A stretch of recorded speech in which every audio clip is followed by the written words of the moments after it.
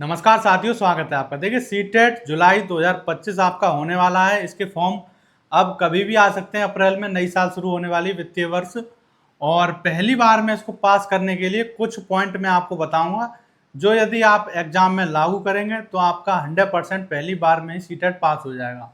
भले ही आपके ज़्यादा नंबर ना आए, लेकिन 90 नंबर आपके आ जाएंगे, जिससे कि कोई भी बच्चा, लड़का हो या लड़की, किसी भी स्टेट में, केंद्र में, हर जगह वो फॉर्म मतलब वैलिड माना जाएगा 90 क्वेश्चनों पे। क्योंकि किसी किसी को मतलब जैसे यूपी है, वहाँ पे ओबीसी या किसी कैटेगरी में 82 नंबर में पास हैं, तो इनको छोड़िए, 90 नंबर आपके आराम से आएंगे। बस आपको ये पॉइंट फॉलो करने हैं जो मैं आज बताने जा रहा हूँ। पेपर में ऐसा नहीं है 150 क्वेश्चन होते हैं सीटेट में आपको, ठीक है। अब 150 क्वेश्चन में टाइम कितना होता है आपका? 2 घंटे 30 मिनट। इतना टाइम होता है। तो ये पूरा का पूरा 150 मिनट हो गए आपके। कितनी मिनट हो गए? 150 मिनट।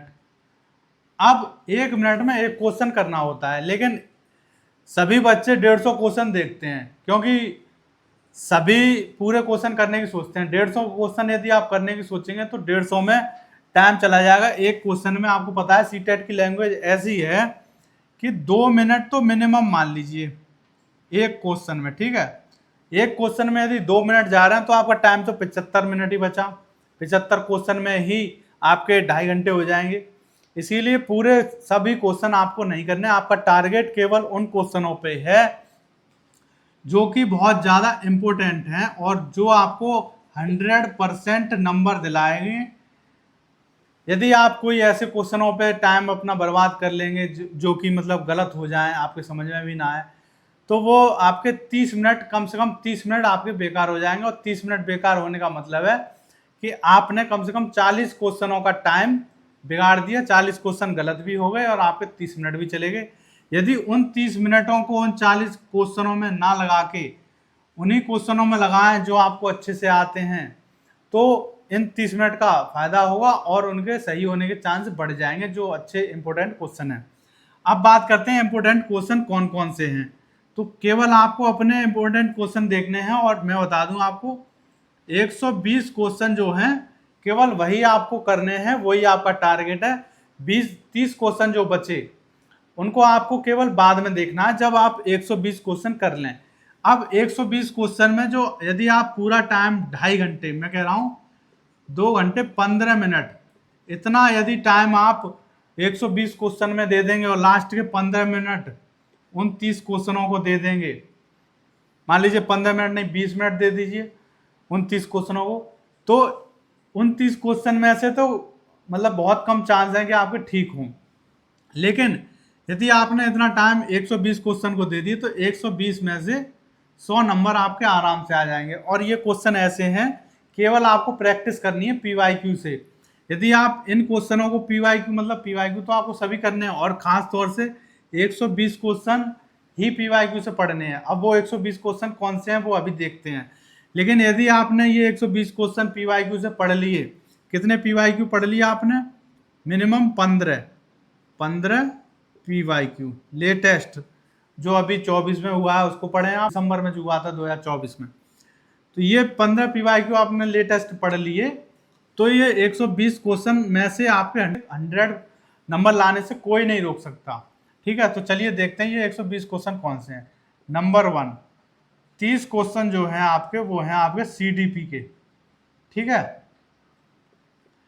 तो सीडीपी के आपको 30 क्वेश्चन सबसे पहले करने हैं। अब दूसरे नंबर के 30 क्वेश्चन कौन से हैं? ये हैं आपके हिंदी के, ठीक है। अगले 30 क्वेश्चन कौन से हैं आपके? ये हैं आपके इंग्लिश या फिर संस्कृत के। तो ये 30 क्वेश्चन कितने हो गए आपके? 90 हो गए। अब बचे 30 क्वेश्चन। तो ये 15 क्वेश्चन आपके कहाँ के हैं? पेडागोजी के। तो ये पेडागोजी आपकी हो गई, जैसे किसी पे मैथ साइंस है, मैथ की पेडागोजी, और 15 साइंस की पेडागोजी, ठीक है। तो ये 15 क्वेश्चन दोनों 15-15 मिला के 30 हो गए, जो कि आपकी लैंग्वेज के 60 आते हैं। आपके जो विषय होता है उसमें से 15-15 क्वेश्चन होते हैं पेडागोजी के। तो ये इनको आपको केवल प्रैक्टिस करनी है, उसी से ये ठीक हो जाएंगे। जिनके पास सामाजिक है, ठीक है, तो वो उसमें से 30 क्वेश्चन उसमें भी पेडागोजी की टाइप के होते हैं, बहुत सिंपल होते हैं, जो कि प्रैक्टिस यदि आप करेंगे तो आराम से वो समझ के आधार पे होते हैं। तो उनमें भी 15-15 क्वेश्चन होते हैं। 30 क्वेश्चन वो डालते ही इस तरीके के हैं जो कि आपके व्यक्तित्व को समझ सकें। तो आपको केवल वही क्वेश्चन पढ़ने हैं। तो ये कुल मिला के 120 क्वेश्चन हो गए। सबसे पहले आपको सीडीपी करनी है, 30 क्वेश्चन आराम से करनी है, कोई जल्दीबाजी नहीं है, क्योंकि आपको केवल 120 क्वेश्चनों पे ही अपने 150 मिनट देने हैं। तो कोई जल्दीबाजी है नहीं, आराम से हो जाएंगे। हिंदी में आराम से करिए 30 क्वेश्चन, बहुत अच्छी तरह पैसेज पढ़िए। एक एक क्वेश्चन बहुत इंपॉर्टेंट है, एक एक नंबर बहुत इंपॉर्टेंट है, क्योंकि बहुत से लोग 89 नंबर ला पाते हैं, उनको पता है एक नंबर कितना इंपॉर्टेंट होता है। यदि किसी का पैसेज में एक नंबर चला गया, एक क्वेश्चन गलत हो गया, तो वहीं से उसका जो क्वालिफिकेशन है वो घट जाएगी, रह जाएगा उस साल वो। उसी तरह संस्कृत है किसी के पास, तो बहुत अच्छी तरह संस्कृत में दिमाग लगाइए, 30 मिनट की जगह 40 मिनट दीजिए। इंग्लिश है तो इंग्लिश में लगाइए, अच्छी तरह पैसेज पढ़िए। इसमें भी 15 नंबर की पेडागोजी होती है, सबसे पहले पेडागोजी आपको पढ़नी है। हिंदी में भी 15 नंबर की पेडागोजी है, उसको बहुत ध्यान से करना है। वो पेडागोजी ये नहीं है कि किसी बुक से आपको रटनी है या कुछ। जब आप PYQ पढ़ेंगे तो पेडागोजी आपके दिमाग में अच्छी तरह बैठ जाएगी कि ये कहना क्या चाहता है और क्वेश्चन को हमें कैसे सॉल्व करना है। ठीक है, इंग्लिश या संस्कृत कर लिया आपने, 90 क्वेश्चन ये हो गए। अब बचे आपके 15-15 क्वेश्चन। 60 में से 30 नंबर की सामाजिक में से पेडागोजी आएगी, उसको समझ के आधार पर ये आपको लगेगा नहीं है पेडागोजी, लेकिन जब आप उन क्वेश्चनों को पढ़ेंगे PYQ में तो आपको पता चल जाएगा कि इन क्वेश्चनों को रटना नहीं है, समझ के करना है। उसी तरह जिन पे मैथ और साइंस है तो 15 मैथ की पेडागोजी आएगी 15 नंबर की, और 15 होती है साइंस की। तो सबसे पहले इनको करना है, ये नहीं है आप दूसरे सब्जेक्ट के क्वेश्चन जो 15 बचे हैं उनको ही करने लगे, उसी में 30 मिनट लग गए आपके।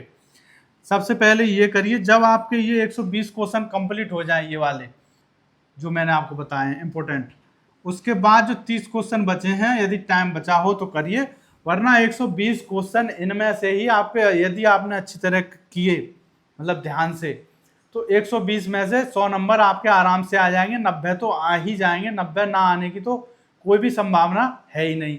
100% 90 नंबर आएंगे, और हो सकता है 100 नंबर ही आए, 100 प्लस ही आए, यदि आपने अच्छी तरह PYQ, जितने ज़्यादा PYQ, 15 तो ये मैंने मिनिमम बताए हैं, ठीक है, मिनिमम है ये।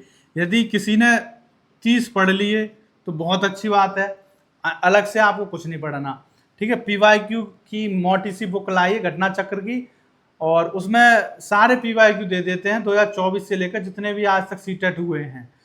तो आपको शुरू 24 से स्टार्ट करना और नीचे की तरफ जाना, 24, 23, 22 ऐसे, ठीक है। उतने 30 PYQ यदि आपने पढ़ लिया, अभी से यदि आप पढ़ना शुरू करेंगे तो जुलाई तक आराम से पढ़ लेंगे। और 30 जिसने पढ़ लिए उसका सिलेक्शन सीटेट में पास होने से उसे कोई रोक ही नहीं सकता। और यही आपको पहले करने हैं, बाकी 30 क्वेश्चन बाद में करने हैं यदि टाइम बच जाए तो। इसके लिए ये नहीं हो उनके 30 क्वेश्चन के लिए आपको टाइम बचाना है, ये 30 क्वेश्चन ही तो आपके लिए टाइम की कमी कर देते हैं। और ये क्वेश्चन कोई भी ज़्यादा इंपॉर्टेंट नहीं है, इंपॉर्टेंट क्वेश्चन ये हैं, यही आपको सिलेक्शन दिलाएंगे। यदि इनके चक्कर में पड़ गए तो ये क्वेश्चनों के लिए टाइम कम पड़ जाएगा, इन्हीं में आप जल्दीबाजी करके और अपने क्वेश्चन गलत कर लेते हैं। तो मेरी आशा है आप मेरी बात समझ गए होंगे कि कैसे सीटेट को पहली बार में पास करें। तो मिलते हैं अगली वीडियो में कुछ और टॉपिक के साथ, तब तक के लिए थैंक यू।